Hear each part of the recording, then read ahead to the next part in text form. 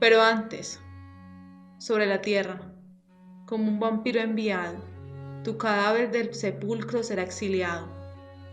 Entonces, lívido, vagarás por el que fuera tu hogar, y la sangre de los tuyos has de arrancar. Allí, de tu hija, hermana y esposa, a medianoche, la fuente de la vida secarás. Aunque abomines aquel banquete, debes, forzosamente, nutrir tu lívido cadáver andante.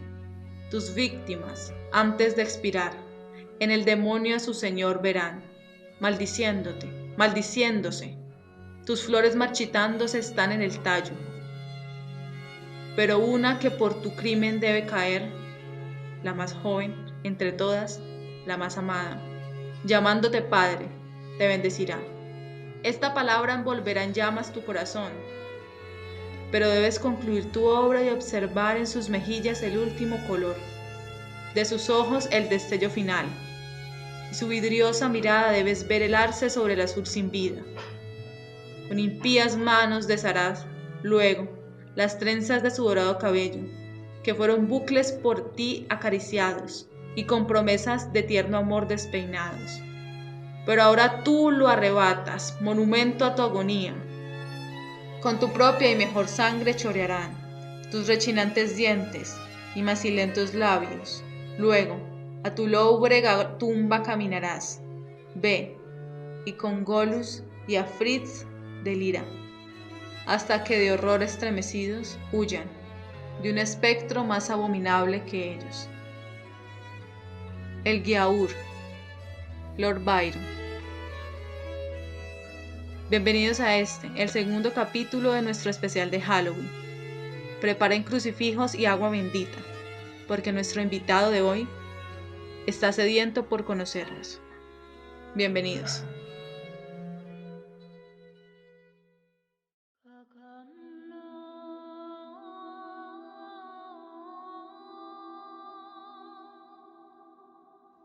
El día de hoy hablaremos sobre una criatura de la noche, un ser eterno que no está vivo ni muerto. Hablaremos de los vampiros. Hola Jorge, ¿cómo estás? Aquí emocionado por nuestro capítulo número 11, en el que vamos a hablar, como vos decís, de los vampiros, de Nosferatu, de esa criatura tan fascinante que todavía hemos visto en la literatura y en el cine, y lo vamos a tratar a través de dos películas y dos obras literarias muy interesantes. ¿Nos podrías hablar un poquito de ellas? En el cine estaremos hablando de una película llamada Solo los amantes sobreviven, dirigida por Jim Jarmusch, y también estaremos hablando de una película bastante controversial llamada Déjame entrar, dirigida por Thomas Alfredson. También estaremos hablando de dos cuentos, El almohadón de plumas, escrito por Horacio Quiroga, y El hijo del vampiro, escrito por Julio Cortázar. Genial, Carol. ¿Qué te parece si empezamos? Dale, comencemos.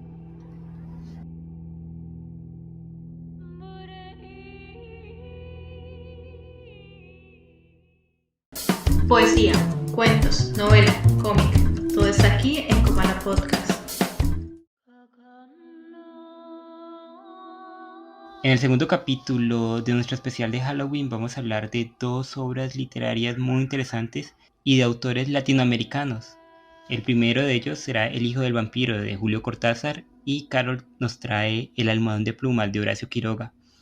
¿Qué te parece, Carol, si comienzas hablándonos de tu texto? Bueno, El almohadón de plumas es un cuento muy conocido de Horacio Quiroga. Nos habla sobre Alicia, una mujer que es angelical, que recientemente se ha casado con su esposo Jordán y viven en una casa muy grande y tienen empleados que todo el tiempo les está sirviendo. Es un lugar muy lujoso. De repente a Alicia le ataca una enfermedad que la lleva a la cama. Entonces ella mientras duerme o mientras se encuentra en la cama, despierta muy mal, con muchos dolores, muy enferma, pero cuando es de día, sus semblantes se recupera, se ve muchísimo mejor. En ese transcurrir de los días y cada vez que es de noche, pues Alicia va perdiendo fuerzas hasta el punto tal que ya no se puede mover y muere a causa de esta enfermedad. Y en esa limpieza que una de las mucamas va a hacer cuando Alicia muere, descubre que la almohada está muy pesada. Y entonces llama a Jordán, que es el esposo de Alicia, y Jordán con un cuchillo abre la almohada, hace un agujero. Y ahí se dan cuenta que dentro de la misma almohada anida una especie de monstruo, el cual se encuentra pues lleno de sangre, muy, muy gordo, y es el encargado pues de darle muerte a Alicia porque ha succionado su sangre durante la noche hasta causarle la muerte. En El hijo del vampiro, un cuento un tanto extraño de Julio Cortázar, porque no es un cuento muy enrevesado. Cortázar, que es autor de cuentos bastante enrevesados, aquí nos cuenta una historia supremamente lineal de un vampiro que se llama Duguban, el cual vive en una casona o en un castillo supremamente grande, en el que también habita Lady Banda con otro montón de gente, con su esposo y bueno, es una gran familia. Son como unos duques que tienen mucha compañía. Duguban se enamora de Lady Banda, pero ese mismo amor hace que él no pueda atacarla, que no se pueda alimentar de ella. Sin embargo, un día la sed de Duguban puede tanto que ataca a Lady Banda, pero la ataca de una manera muy rápida, de forma veloz, y no alcanza a succionar toda la sangre que necesita en realidad. Este hecho hace que Lady Banda comience a sufrir una serie de cambios que a la larga nos damos cuenta que sufre porque está embarazada. Así que Duguban se entera de esta realidad y el cuento es la lucha de Duguban y de la gente que está al lado de Lady Banda para llegar a la conclusión de que sí está embarazada y que ese hijo, el hijo de Duguban, está utilizando a Lady Banda como una suerte de crisálida, de donde al final del cuento emerge y se va junto a su padre. Ese es El hijo del vampiro de Julio Cortázar y El almohadón de plumas de Horacio Quiroga, cuentos que nos van a servir de gran manera para hablar de los vampiros. Así que, ¿qué te parece, Carol, si comenzamos con los temas que sacamos para estos dos textos? Así que considero importante que empecemos a hablar sobre las diferentes formas que puede tomar el vampiro. En el cuento del almohadón de plumas vemos que el vampiro no es tan convencional como nosotros siempre pensamos que toma la forma de un vampiro como una especie de humano, sino que en este caso es una suerte de monstruo se hincha cuando bebe la sangre de su presa, pero es como un animal, no tiene una forma humana. Mientras que en tu texto, en el hijo del vampiro, pues necesariamente estamos hablando de un vampiro que ataca a una mujer y esta mujer pues queda embarazada y da luz a un vampiro que también tiene pues apariencia humana. Entonces podemos ver esas distintas formas que en ambos cuentos son diferentes. Mientras que en uno es una suerte de animal sin como una relación muy cercana al humano, el otro es meramente un ser que tiene una forma de humano. Y yo no sé, Carol, cuál de estas dos formas es la más terrorífica. Si quieres saber mi opinión, yo creo que aquella que no tiene forma de humano. Te lo digo porque yo tengo un par de perritas aquí en mi casa y a veces a ellas les cae garrapatas. Y este animal del que nos habla Quiroga, que se esconde en el almohadón, me parece mucho a una garrapata o a una pulga o a uno de estos tipos de parásitos que se unen a los animales y a veces a las personas, bueno, y que pueden causar bastantes problemas, como en el caso del almohadón de plumas, llevar hasta la muerte en algunas ocasiones.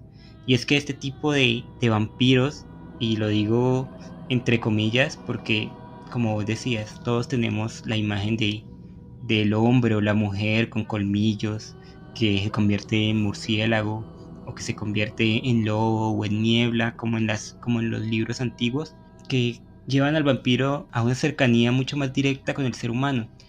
Sentimos mucho menos miedo por esa imagen que a veces en las películas o en la literatura se nos presenta como mujeres muy sexys o hombres muy guapos, pero no entendemos que a nuestro alrededor están los verdaderos vampiros, y yo creo que eso lo vio Quiroga. Quiroga dijo, la gente se asusta por imágenes antropomorfas de los vampiros cuando cerca de nosotros están las garrapatas, están los murciélagos, están este tipo de bichos que bien podrían estar conviviendo con nosotros ahora mismo, estar en nuestra almohada ahora mismo y no nos damos cuenta. Entonces para mí este tipo de vampiro es mucho más terrorífico porque está más apegado a la realidad. Y claro, en el hijo del vampiro, Cortázar toma la imagen típica de este personaje para contar una historia, si bien en su primera medida nada terrorífica, porque, como te digo, es casi un enamorado en este cuento al principio, pero luego vemos que sus intenciones son mucho más oscuras que el simple amor por Lady Banda, sino que una vez se da cuenta que ella está embarazada, lo que quiere es ese hijo, como para que él ya no se encuentre solo. Entonces, si bien el vampiro del almohadón de plumas se encuentra mucho más cerca de nosotros y es mucho más peligroso, si quieres decirlo de esa manera, el vampiro de El hijo del vampiro tiene características humanas, lo que lo convierte en alguien peligroso, lo que lo convierte en alguien también cercano y lo que lo convierte, no sé, en un reflejo de nuestras actitudes. Entonces, no sé con cuál de las dos representaciones de vampiros te quedarías tú, Carol. Mira, Jorge, que pensando en lo que acabas de decir, yo creo que ese vampiro que mostró Quiroga lo mostró como es realmente este ser, sin una máscara que pretenda confundir a los demás, sin esa forma humana. Él mostró como un monstruo que va a succionar y va a quitar la vida, como lo que es realmente. Mientras que en el hijo del vampiro, con este vampiro que tiene una apariencia humana, ya entraríamos a hablar de esa idea que nosotros hemos tenido, esa idea occidental que nosotros hemos tenido del vampiro, de un ser que, pues, que chupa sangre, que generalmente lo hace en el cuello, y todas estas modificaciones que ha tenido a través del tiempo la figura del vampiro, por el simple hecho también de que se le relacionan la mordida con algo meramente sexual, como un personaje que no tiene un control sobre sí mismo, sino que solamente pues succiona la sangre y en ese succionar, que es la mordida, pues de una u otra forma es como una especie de alegoría a la penetración. Entonces vemos como ese vampiro como ligado a la figura de padre, como alguien que no quita, pues que quita la vida, pero para dar vida necesita también arrancarle la vida a esta mujer. Yo estoy de acuerdo contigo en casi todo lo que dijiste, pero no estoy de acuerdo contigo en lo primero que dijiste, en esto de que Horacio Quiroga nos presenta el vampiro de su cuento como un monstruo. Realmente yo no creo que sea un monstruo, yo creo que es un animal. Y como animal hace lo que debe para sobrevivir. O es un monstruo, un lobo que se come a una oveja. O es un monstruo, un pájaro que arranca los polluelos de otro nido para alimentarse y alimentar a los suyos. Yo no creo que esta representación de vampiros sea un monstruo per se. Se nos presenta como un monstruo después de toda la historia que hemos visto, de la historia de Alicia y de la historia de su esposo, y la imposibilidad de ellos de defenderse ante algo que es natural, algo que está, como te decía, que está allí, que nos rodea y que para bien o para mal puede ser parte de nuestra vida. Yo creo que el verdadero monstruo es el vampiro que nos presenta Cortázar, Dugubán. Y esto lo digo, como ya lo dije ahorita hace un ratico, porque se nos presenta como un ser humano. Y es que ya el vampiro en sí esté antropomorfizado, que ya tenga cara, cuerpo, ojos de ser humano, lo convierte en una representación de lo que tú y yo y de lo que todos los que nos están escuchando somos. Seres con una profunda maldad en nuestro interior, con una profunda bondad también, pero en este caso de los vampiros con una profunda maldad que nos hacen ver que aún así estemos permeados por esta ficción y seamos vampiros en este cuento, eso no separa la maldad que llevamos en nuestro interior, no separa nunca con ninguna clase de intervención. Entonces aquí vemos como Dugubán hace todo lo posible para llevarse a su hijo, sin importarle el objeto de su amor después, sin importarle a Lady Banda, porque Lady Banda al final termina siendo un medio para llegar a un fin, al fin que es el hijo. Entonces, claro, lo que tú dices, esta representación del vampiro más clásico y mucho más aquí en este cuento de Cortázar que penetra a la mujer y la deja embarazada, es, para mí, en mi opinión, mucho más terrorífica en este sentido que el vampiro del almohadón de plumas. En ese cambio, en esa mutación que el vampiro tiene al dejar de lado, dejar de ser humano, deja esa humanidad de lado y se convierte simplemente en un personaje que va a lo que va, a succionar sangre, que necesita de un humano y que se sabe como aquel que va a cazar, como aquel que le da muerte a su presa, y es a lo que va. En ambos casos se puede ver como en el almohadón de plumas, este animalito que no tiene forma humana succiona hasta dejar muerta a su presa, pero aquí, oh sorpresa, en vez de matar directamente a la presa o matarla en el instante o matarla así, succionando lentamente la sangre, se da cuenta que tiene la capacidad de engendrar vida. Pero pues mi pregunta es si este hijo que sale de esta mujer es, será totalmente vampiro o será vampiro y humano o será un vampiro que pudo recoger o retomar esa humanidad.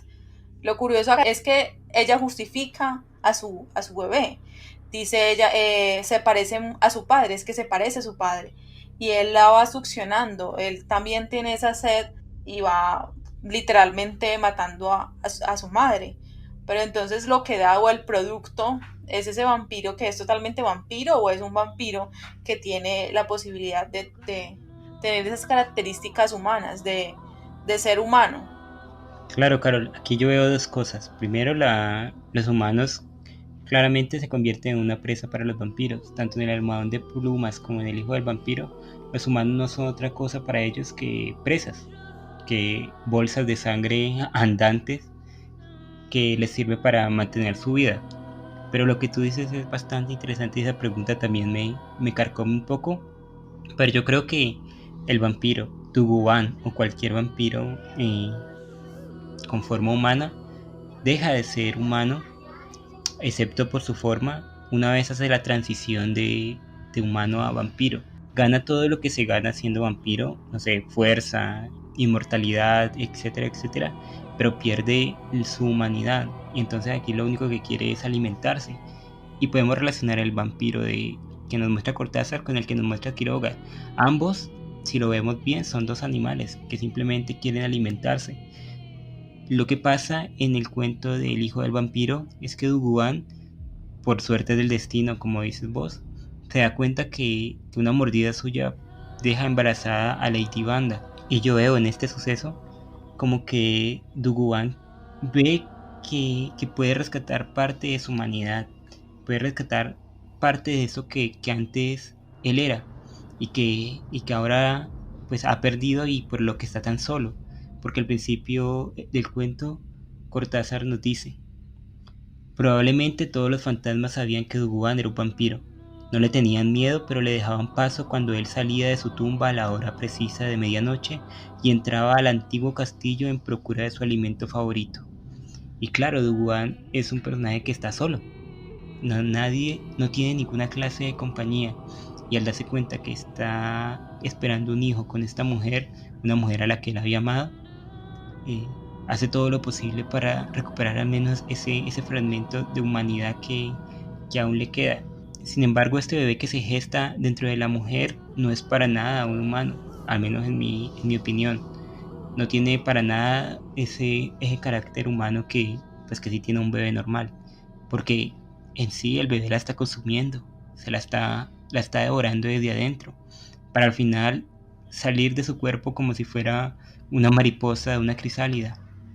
Y por eso es que Duguan llega al final del cuento y se lo lleva, porque él sabe que entre humanos ese ser no va a poder convivir, solo va a poder convivir. Y nosotros entendemos que Duguan toma a ese niño, entre comillas, porque es la única persona que lo va a entender. Nadie más va a comprender a ese ser.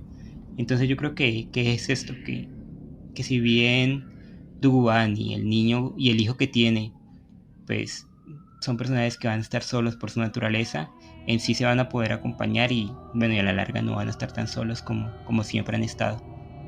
Y mira que ahí es muy claro y podemos ya empezar a introducir el segundo tema, que es el humano como presa, y lo que acabas de decir, yo creo que es un ejemplo magnífico. Él va por su hijo, porque esta mujer ya pues fue consumida por este bebé, y él ya sabe que él, como el único que será capaz de entenderlo será el producto de ellos dos.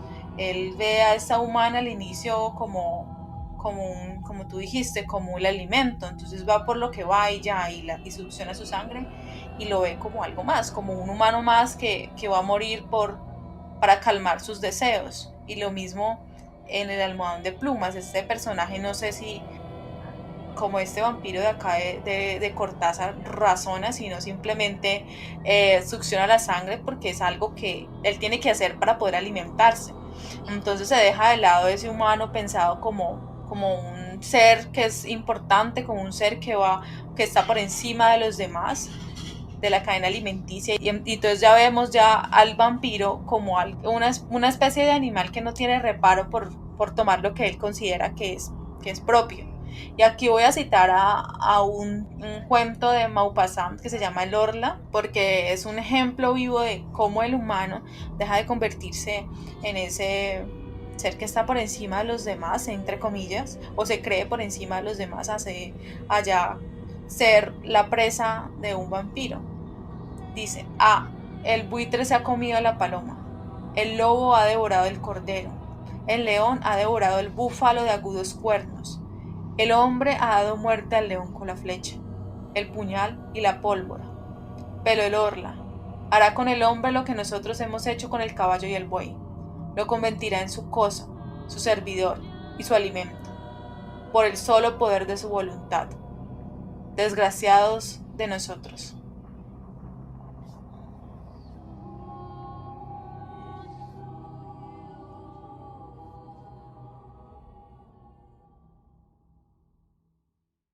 Películas, series, cortometrajes, videos musicales, todo está aquí en Comala Podcast.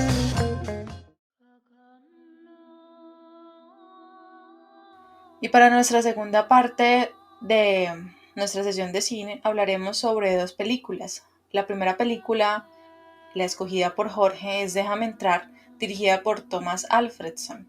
Y esta película, Solo los amantes sobreviven, que fue la que elegí, dirigida por Jim Jarmusch. En la película Solo los amantes sobreviven aparece Adam y aparece una muchacha que se llama Eva o Eva. Adán y Eva prácticamente. Y entonces esos dos muchachos, esos dos esposos son vampiros. Y esta película es muy rica en todo lo visual, no hay una historia muy fuerte detrás de ella, pero sí es una película que nos cuenta a través de la música, que nos cuenta a través de una hermosa fotografía que tiene.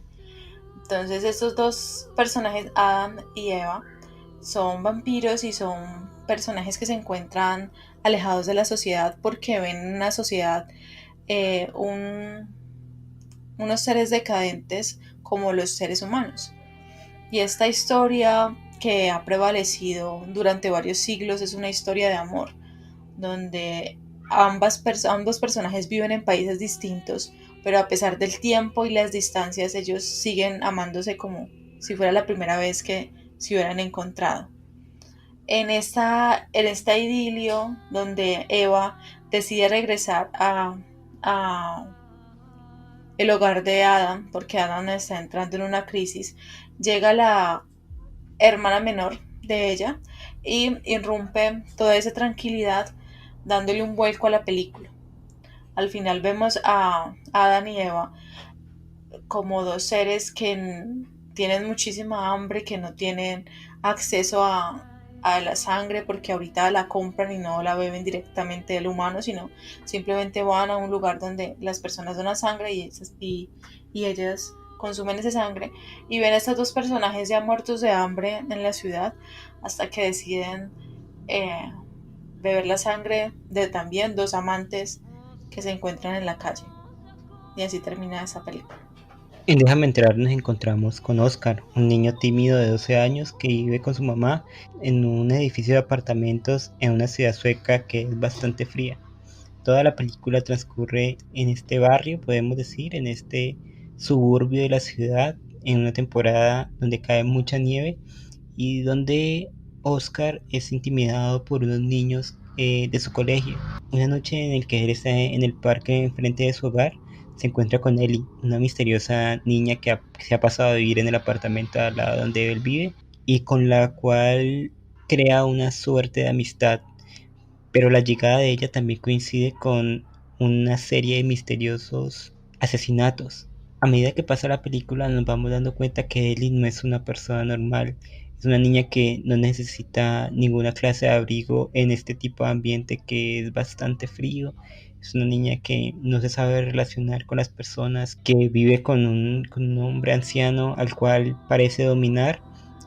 Y entonces la película nos muestra que Ellie es una vampiro que manda a este hombre para que le consiga sangre y ella sí pueda sobrevivir.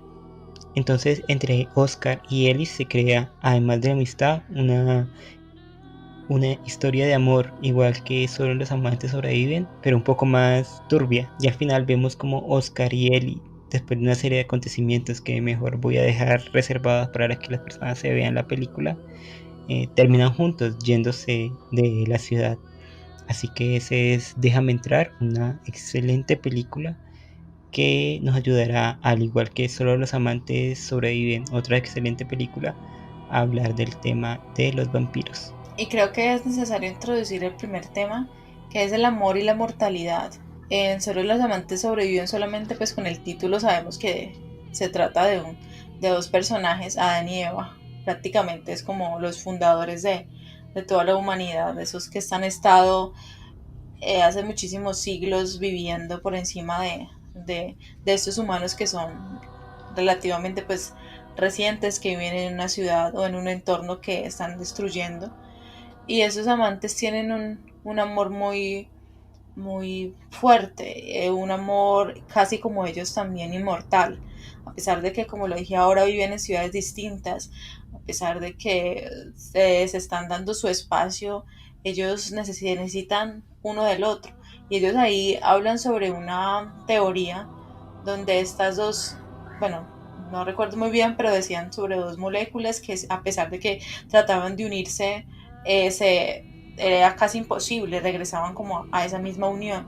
Y ellos son ellos mismos, ellos son esas moléculas que a pesar de que están en diferentes tipos de prácticamente de entornos, se necesitan y se llaman y siempre están como ahí el uno para el otro. Y aquí en Déjame entrar es un amor extraño, un amor donde pues se podría decir casi imposible porque ella es una vampira que pues tiene muchísimos años, a pesar de estar en un cuerpo de 12 años. Ella misma dice, yo creo que tengo 12 años, cuando el niño le pregunta qué edad tiene, pero en realidad pues ella ya es, pues físicamente tiene 12 años, pero en su mentalidad pues muchísimos años más. Y este niño que física y emocionalmente tiene 12 años y es ese amor que no se puede dar porque simplemente ella es muchísimo mayor que él y ella está consciente de lo que esto implica. Aún así, también se puede ver esa relación de amor e inmortalidad en el mismo hecho de que ella vive con un señor muy mayor y este señor parece como si estuviera enamorado de ella, como si la amara y ella no le da más, no le da nada más allá de esa especie de compañía que los dos se puedan dar. Aún así, ella lo considera ya innecesario porque este niño va a tomar el puesto de este otro personaje que es muy misterioso y que da la vida por ella. Entonces yo creo que la cuestión del amor y la inmortalidad pues van muy ligados en ese aspecto. Y es extraño, ¿no te parece que seres como los vampiros puedan amar? Sí, es muy extraño, pero mira que en Solo los amantes sobreviven es un amor como tan especial, que no es un amor de dependencia, sino es un amor ya como más calmado, donde hay más conciencia de la necesidad del espacio de cada uno, un amor que atraviesa tiempo y lo atraviesa todo. Me recuerda un poco a esa cita de Drácula, del texto Drácula, donde dice atravesé, Océanos de tiempo para conocer. exacto, Me recuerda a esa cita y es algo muy hermoso, ¿no te parece? Ya en tu película es algo más complejo por lo mismo que mencioné con anterioridad, el tiempo, la edad física y la edad mental. Es un amor más de acompañamiento, yo lo diría, más de obediencia, como sumisión. Claro, pero también en Solo los amantes sobrevive se ve ese amor que debe estar presente de una u otra manera para que ambos se sientan completos. Adán, por ejemplo, necesita que Eva esté a su lado para sentirse bien, porque al principio de la película vemos que él se quiere suicidar con una bala de madera y ella tiene que viajar hasta Detroit, donde él vive, desde Tangier, siendo un vampiro que no puede moverse de día, para ir a visitarlo. Entonces también es un amor dependiente, creo yo, en este sentido. Pero sí, es como decir, es un amor que supera todo tipo de barreras, tanto la del tiempo como la del espacio, y que a la larga los convierte en una suerte de vampiros muy especial, porque vemos otra clase de vampiro que es la hermana de Eva, que es una niñita que hace lo que le da la gana, que no tiene ningún tipo de lazo que la una a nadie, ni siquiera a la hermana, porque la utiliza para tener sangre, para tener personas a quien comerse y ya. Y también vemos a Marlowe, el amigo de Adán y Eva, que es un anciano que ya está en sus últimos días, aunque es vampiro, ya está supremamente débil y que, bueno, al final no le interesa ninguna clase de amorío con nadie en ese momento de su vida.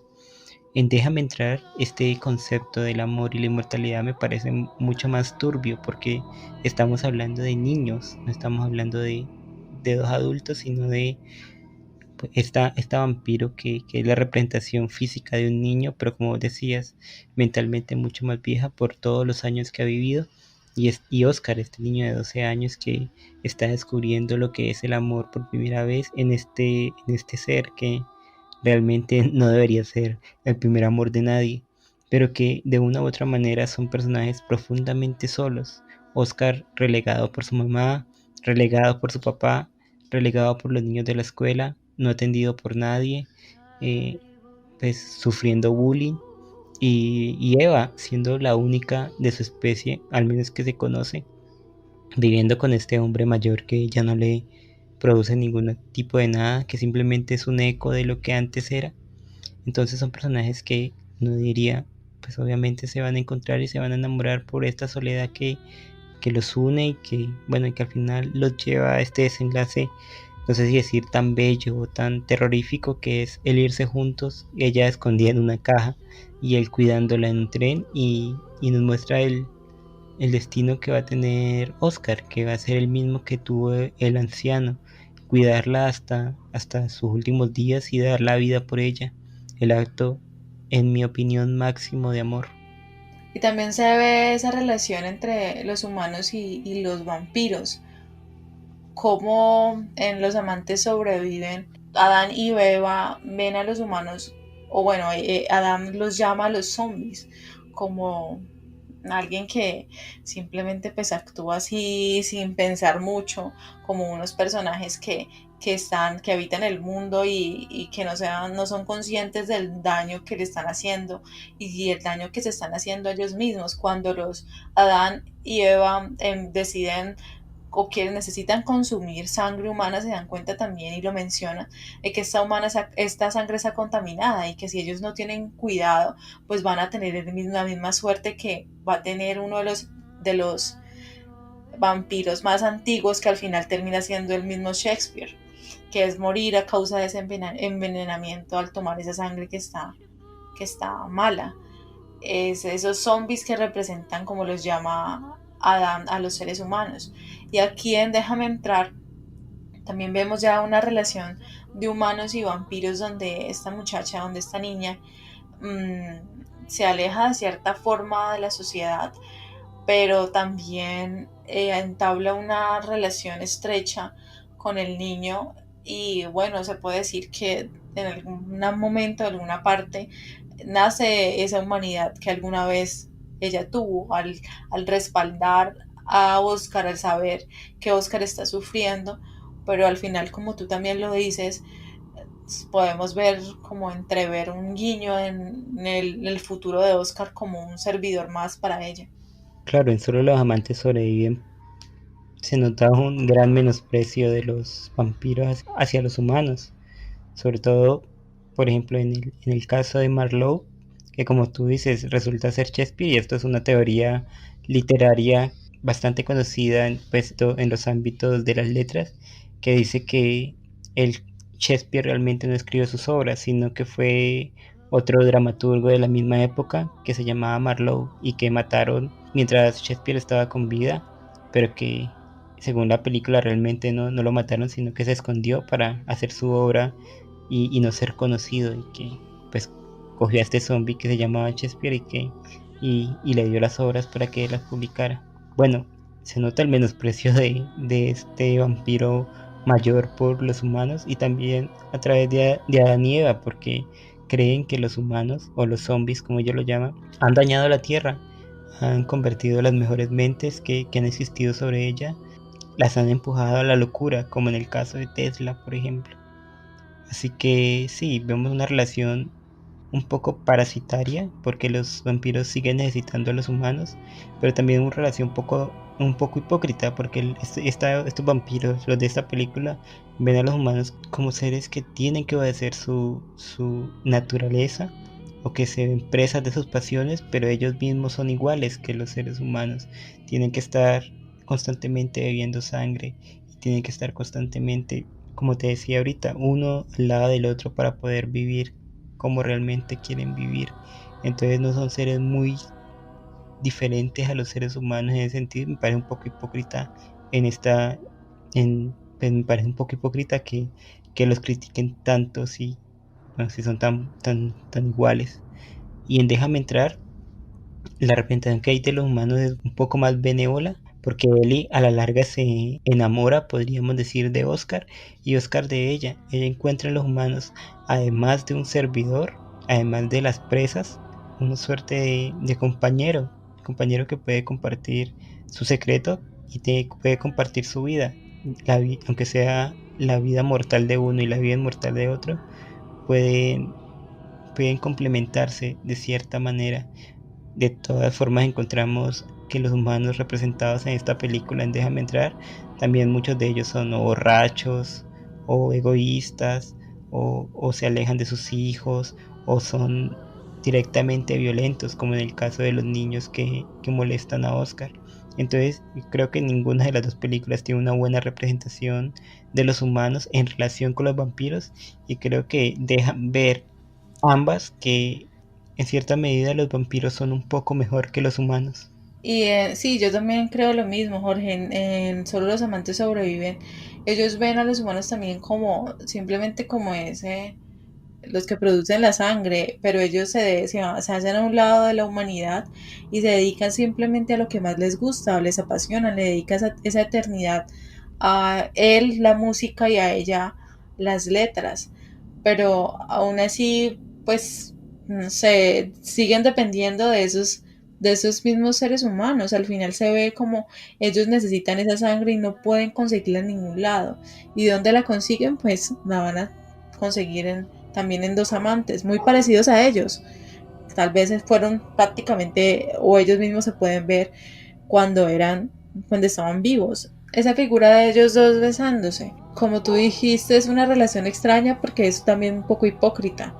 El hecho de saber que los vampiros dependen también de los seres humanos. Sí, claro, es una relación simbiótica. Uno, bueno, no diría tanto simbiótica, sino parasitaria. Los vampiros no pueden vivir sin los seres humanos. Hay una película por ahí, y no me acuerdo cómo se llama, pero tampoco es muy buena, donde plantean esta situación. Un mundo donde los vampiros ya se han reproducido tanto que casi no queda humanos de los cuales alimentarse. Entonces poco a poco la sociedad hecha de vampiros se va desmoronando. Y sí, es como vos decís, es una relación un poco turbulenta entre los vampiros y los seres humanos. Solo los amantes sobreviven, pero que también uno entiende. Uno de alguna manera se pone al lado de los vampiros, porque es verdad, lo que ellos dicen es cierto. Del gran cúmulo de humanidad que ha existido a través de la historia y que ellos han sido testigos de ella, muy pocos se salvan. La gran mayoría somos seres que realmente no nos preocupamos el uno por el otro, o que hacemos muy poco para beneficiar al conjunto y solo pensamos en nosotros mismos y terminamos dañando el planeta y terminamos matando a los animales y terminamos autodestruyéndonos sin estar conscientes de ellos. Así que si bien su pensamiento hacia los humanos no es algo que compartamos todos, es algo que podemos entender.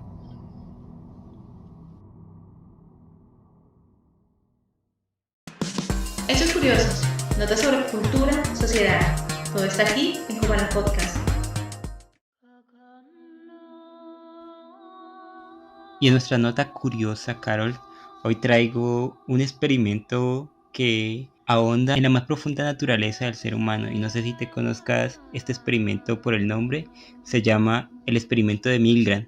No lo tengo presente, la verdad. Bueno, el experimento del Milgram nos habla de cuán obedientes podemos ser los seres humanos ante la autoridad que tenemos al lado. Bueno, Milgram es Stanley Milgram, un psicólogo norteamericano que en 1961 ideó una serie de experimentos en la Universidad de Yale, en donde, bueno, él invitó a personas a través de los periódicos, de la radio, que asistieran a estos experimentos, y él les dijo que eran experimentos para la concentración y ese tipo de cosas, y les iba a pagar.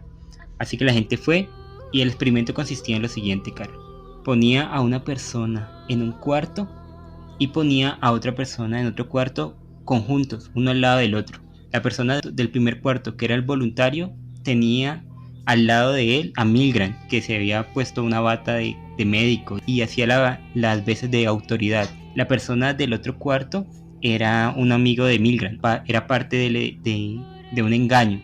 La primera persona del primer cuarto también tenía a su lado una máquina que proporcionaba choques eléctricos a la persona del segundo cuarto. Entonces lo que le decía Milgram era: bueno, yo aquí lo dejo, usted tiene que hacerle una serie de preguntas a la persona del segundo cuarto y cada vez que falle tiene que darle un choque eléctrico, y cada vez que falle el choque eléctrico va a ser un poco más fuerte. Y la otra persona decía: bueno, lo que no sabía la primera persona es que no iba a haber ninguna clase de choque eléctrico. La persona del segundo cuarto era un amigo de Milgram que iba a fingir que le estaban dando choques eléctricos, y además Milgram tenía preparado un aparato donde se escuchaban voces como de dolor y esto. Entonces, bueno, comenzaba el experimento y la persona del primer cuarto comenzaba con las preguntas. Y claro, el segundo cuarto acertaba algunas y fallaba otras.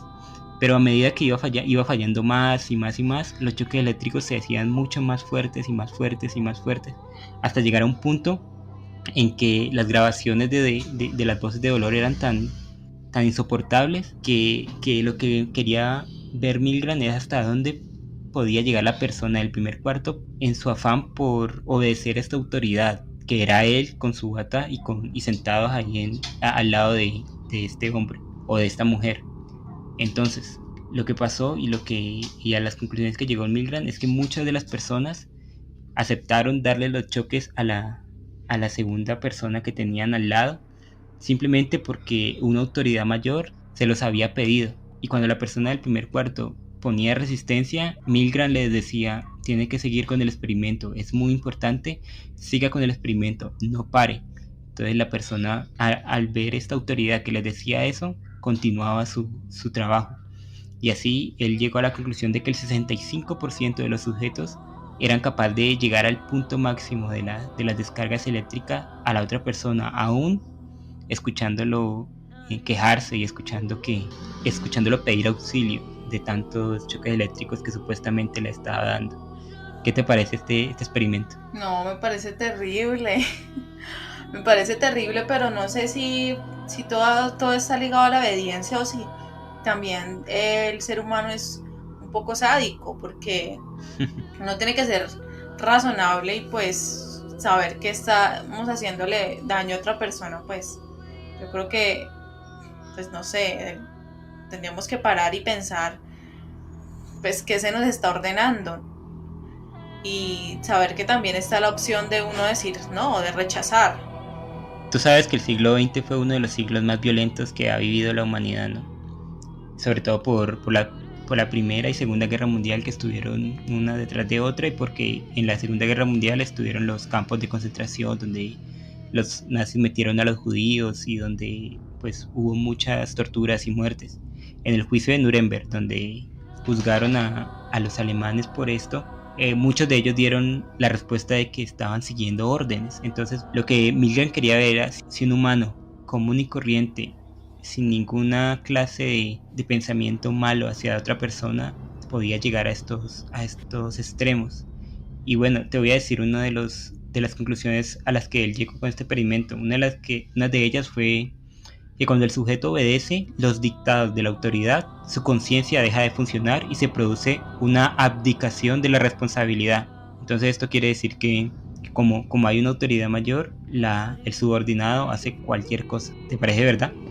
Pues se nos ha enseñado que debemos obedecer, y siempre ligamos la figura de autoridad también con la capacidad de infringir cualquier deseo o infringir lo que se les venga en gana a ellos sobre nosotros también. Entonces yo creo que la persona pensará en este caso que si no obedece las órdenes le va a pasar lo mismo que le está sucediendo a quien están torturando.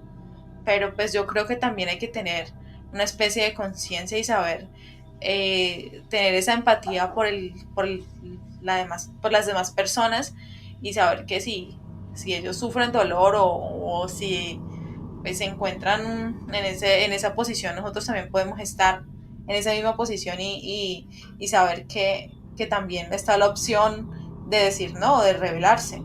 Y yo creo que hemos estado durante toda la historia tan adoctrinados que no podemos pensar más allá, que es eso que se nos presenta como la autoridad, como un gran Dios, no somos capaces de llevar la contraria, de saber que hay otra opción, otra manera de hacer las cosas. Yo estoy de acuerdo contigo, pero creo que tu pensamiento es muy idealista. Creo que en una situación de este tipo, todos actuaríamos de una u otra manera parecido. Y no lo digo en el caso de dañar a otra persona, lo digo en el caso de obedecer por el simple hecho de obedecer. Y yo lo he visto mucho en conversaciones contigo y con otros amigos y, bueno, y con otras personas, sobre todo en el ámbito laboral. Existen jefes y existen subordinados que acatan las normas sin importar cuáles sean, sin importar si incluso esas normas van en contra del objetivo final de la empresa, digamos, o de el entorno donde están. Lo veo mucho, veo muchísima obediencia en el diario vivir, y si eso lo traspolamos a una situación como la que nos muestra Milgram, creo que es muy fácil que todos nos vayamos por ese sendero. Por ejemplo, otra de las conclusiones a la que llegó él fue que los sujetos son más obedientes cuando menos han contactado con la víctima y cuanto más lejos se hallan físicamente de esta. Y esto me parece algo supremamente lógico, y no sé si todos lo vieran de esa manera, pero hay un poema que dice: las guerras siempre son en otra parte, son lejos, son en otra parte y a nadie le importa. Y es verdad, a nadie le importa el sufrimiento de una persona que está a 10.000 kilómetros de distancia, a nadie le importa la bomba que estalló en otro pueblo, porque no fue el mío, a nadie le importa que estén torturando a alguien en, no sé, en una parte de la ciudad, si bien no es enfrente de mi casa. Nos hemos convertido en humanos muy deshumanizados y no creo que sea consecuencia pues, del tiempo que estamos viviendo, sino no sé, algo en nuestra naturaleza que nos obliga, quizás el instinto de conservación, que entre más obedezcamos a la persona de autoridad, más podemos sobrevivir. ¿Qué te parece eso de que entre más lejos esté la persona, entre menos contactos tengamos con ella, más obedientes somos? Pues sí, yo creo que tiene sentido porque no lo pensamos ya como un humano, como un igual, sino como alguien a la que le puede estar pasando eso, pero al no verlo, no tenerlo Claro, cerca, no verlo físicamente, pues simplemente no nos imaginamos o bueno, sí, lo llegamos a imaginar, pero pues no lo sentimos como tan vivido, como tan real, al estar tan alejados de esa persona que está sufriendo. Pero es muy triste eso, saber que el ser humano simplemente se ha convertido como en un objeto que está muerto de terror y que hace las cosas porque alguien le dice que haga las cosas. Y es muy triste saber, sí, también que el mundo o el mundo está en esta situación tan, no sé, tan absurda. Pues yo no creo que nos hayamos convertido en algo así, yo creo que en nuestro interior está eso, pero también está lo contrario, como vos decías, podemos hacer totalmente lo opuesto ante una autoridad que esté cometiendo actos barbáricos, que nos esté pidiendo que lastimemos a otro, podemos decir no, sin dejando al lado el temor del castigo, de la represalia que pueda venir por esto.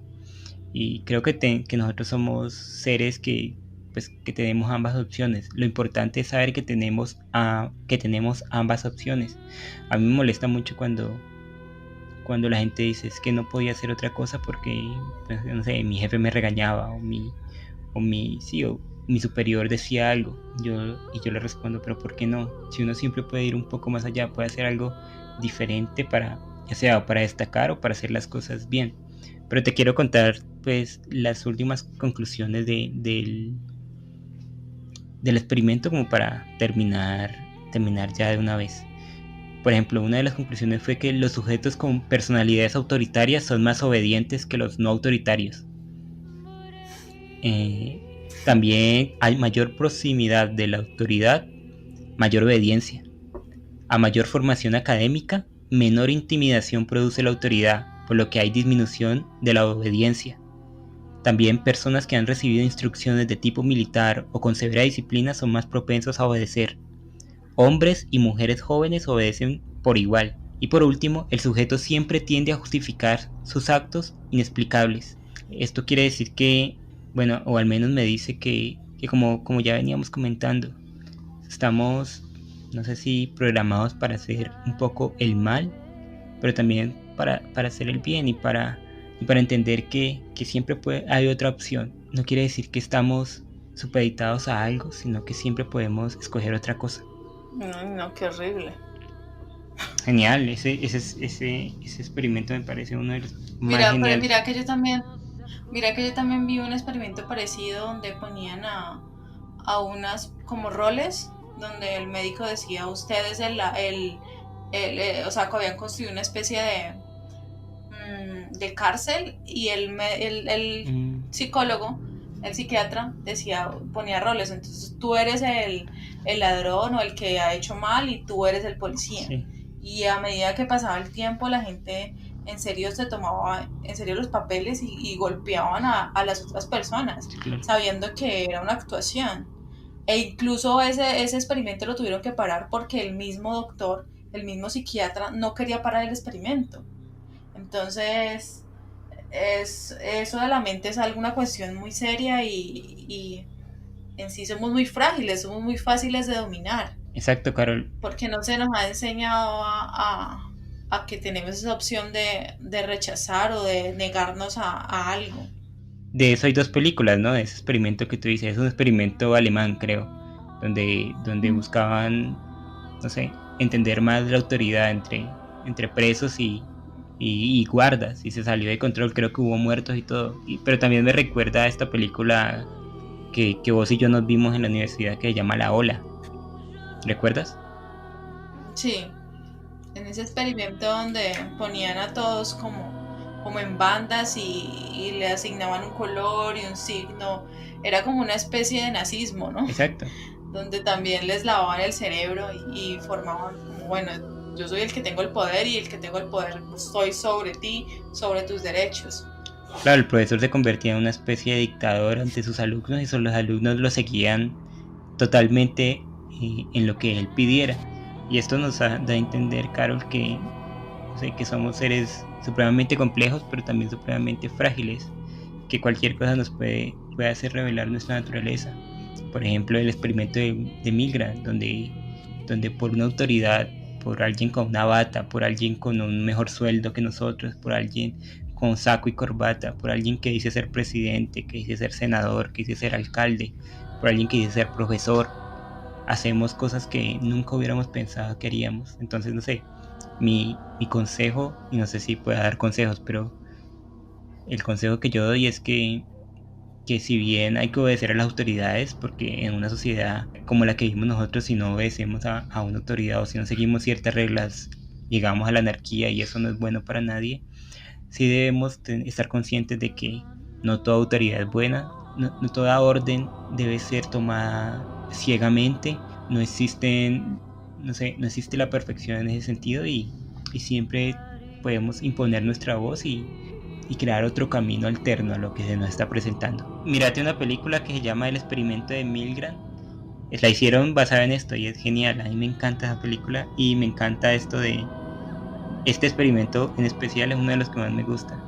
Demuestra cómo la gente puede ser mala, perversa, la gente puede ser muy mala sin darse cuenta. Yo también estuve viendo un programa donde hipnotizaban a las personas y al hipnotizarlas les decían, por ejemplo, tú eres un ladrón y vas a matar a tal persona. Y entonces él iba y les disparaba, pues obviamente le pasaban un arma de mentiras. Y cuando ellos despertaban se daban cuenta que en serio habían obedecido esas órdenes. Y eran personas del común y esas personas quedaban como así, como traumadas porque como así que yo puedo hacer esto y sin ni siquiera quererlo, como estoy obedeciendo una orden de forma tan baja, bajé la cabeza y obedecí Claro, porque como sí. un perro. Entonces la mente es una cosa, una cuestión muy compleja que yo creo que nunca vamos a llegar a Es entender. que nos creemos demasiado civilizados y en realidad no lo somos. Nos ponemos ropa que nos hace ver civilizados y decimos palabras ostentosas y andamos en carro y todo ese tipo de cosas que nos hacen civilizados, pero realmente no lo somos. Somos unos animales obedientes que son y que tenemos todo ese tipo de sensaciones, no sé, que somos envidiosos, somos celosos, somos malos y no sé, la línea que nos separa entre las bestias y el ser humano es tan delgada como nos lo demuestra lo que vos decís de la gente que hipnotizaron o este experimento. Es que este experimento me parece tan chocante, me parece supremamente chocante. Gente del común, normal, ponerle, electrocutar a alguien simplemente porque otra persona se lo dice y seguir y seguir y seguir y no parar. Y este experimento lo hicieron hace poquito también, hace poquito, no hace como unos 5 o 6 años y volvió a dar los mismos resultados, no hemos cambiado para nada. Es bastante, muy interesante. Yo creo que necesitamos un choque eléctrico para despertar porque sí, Es sinceramente. como O dice sea, una de las conclusiones, entre más educados somos, menos obedecemos la autoridad. Y yo creo que es eso. La educación es como la barrera que nos separa de esta audiencia tan ciega pues que nos puede llevar a extremos terribles. sí, como vos dijiste, el nazismo y todos los otros acontecimientos históricos donde existen todas esas masacres terribles, donde no hay empatía por el No, otro, es que, donde no, que el otro no simplemente importa. sí, es una cosa bien compleja y Eso bien pasó terrible. incluso, Y eso a mí, incluso pasó cuando lanzaron las bombas de Hiroshima y Nagasaki. Como eran otros, claro, no sí. solo en la parte de los nazis, también en esa parte. Sí, mira que yo no me acuerdo en dónde, no tengo muy presente, yo vi un señor que decía que él también, no sé si era para supuestamente lo de la Guerra Fría, creo que fue, que el man estaba como en un submarino, yo no sé dónde estaba el señor, y a él le dijeron, él no recibió bien la señal y él entendió que él tenía que lanzar la bomba. Y él ya estaba a punto de lanzar la bomba y los demás que lo acompañaban le decían, sí, láncela, no sé qué. Y él dijo, bueno, el que es superior me dijo que lanzara la bomba, pero qué tal que yo la haya Ujú. entendido mal. Y efectivamente, o sea, él no la lanzó, porque donde hubiera decidido lanzarla, Ese no es el que casi Dios. desata una tercera guerra mundial. Ujú, sí, o sea, una cosa loquísima. Entonces, como también nosotros tenemos que cuestionarnos todo lo que somos. Y yo creo que uno también eso lo hace de manera sin pensar, ¿no? En el día a día también. Entonces no hay mucho de que... Claro, como te decía, con los jefes, la gente es muy así con los jefes, o con los padres, o con las novias, o con los novios. La gente es como muy sumisa ante ese tipo de autoridades que tenemos todos los días. Yo no entiendo por qué. Si siempre se puede decir no, pues siempre se puede analizar lo que la otra persona dice, o lo que la otra persona ordena, y decir no, o decir sí, dependiendo del caso. Yo vivo muy molesto por eso, porque la gente siempre es como muy obediente con la autoridad, y no, es que es mi jefe. Pues sí es su jefe, pero si uno le puede decir no, estaría haciendo un favor. Uno suele creer que la autoridad siempre está en lo correcto. Yo creo que eso es lo que le pasa a esta gente del experimento, que siempre se cree que la gente está en lo correcto, o la gente con mayor autoridad, ¿no? ¿No has visto ese otro experimento que hacen? Que yo siempre lo he visto como una especie de broma, que llega como un reportero a un centro comercial, un man así vestido con traje, corbata, y con otro man que lleva una cámara así grandota como Ah, de sí. televisión, y le Ajá. dice, y comienza a decirle a los que están ahí en el centro comercial: usted se dio cuenta, el que yo vi era como que usted se dio cuenta que un estado de Estados Unidos se independizó y ahora es una nación soberana. ¿Qué piensa de eso? Y la gente comenzaba: no, que yo no sé qué, que no debería ser Claro que, así, todos ajá, somos un qué país, bonito. cuando pues es algo imposible, ¿no? Y la gente se lo creía simplemente porque se lo había dicho ese hombre con un traje como si fuera una autoridad. Exactamente lo mismo de este experimento. Pero, mira, recientemente lanzaron en Netflix una película que se llama El Diablo a todas horas, no sé si ya te la viste. Malísima. Pero sí, es mala, pero me hizo pensar en eso del experimento cuando la chica, cuando ese reverendo le dice, bueno, Dios está, no sé, aquí, Exacto. Él te quiere ver, y ella baja la cabeza y ella se desnuda y pues ellos dos tienen sexo. Y después cuando él le dice es que te tienes que matar porque ese hijo no es mío, es que piensa bien, el hijo no es mío. Y la niña va y lo obedece, es como el reverendo es lo máximo, la autoridad, y es quien dice o dicta la verdad, y entonces Claro. ella va y obedece. Y lo mismo ocurre con esa mujer que mata a los viajeros. Ella al final no quiere, pero lo hace porque el tipo le da placer ver semejante escena tan absurda Pues sí. y horrible.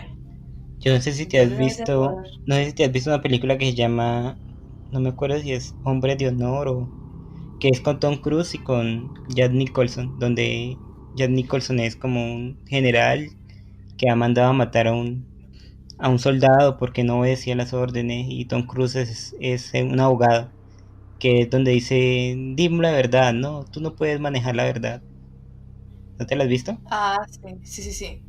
Al Sí, yo final, sí ya sé cuál es. Al final condenan a los muchachos que han asesinado, que han seguido las órdenes del general, y los condenan por conducta indebida de los soldados. Y ellos dicen: pero ¿por qué? Si nosotros simplemente estábamos obedeciendo una orden. Solo hicimos eso, solo hicimos lo que nos dijeron que hiciéramos. Y después llegan a la conclusión de que no, que si bien ellos tenían una orden, lo que debían haber hecho es pensar esa orden y no acatarla, porque su deber era proteger al débil, que en este caso era el muchacho, el soldado, y ellos no hicieron eso. Ellos lo que hicieron fue irse en contra del débil y obedecer al fuerte y matarlo.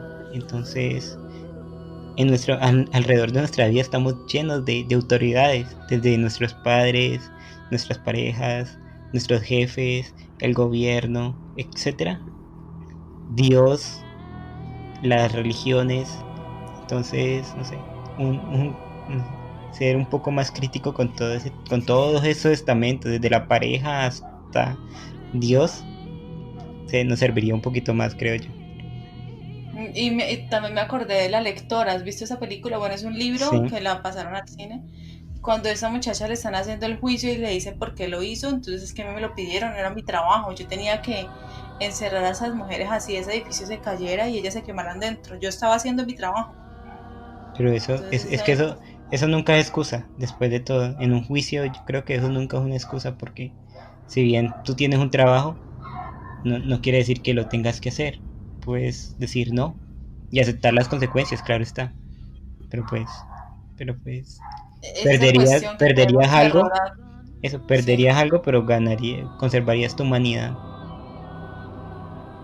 Y ese ha sido nuestro capítulo 11, el cual trató sobre los vampiros. Les recuerdo que nos encontramos en YouTube, nos pueden escuchar también en Spotify y en Anchor y en las demás plataformas de podcast. También nuestras redes sociales como Instagram y como Facebook y Twitter. En Facebook encontrarán los links de los cuentos y de las películas de las cuales estaremos hablando en los distintos capítulos.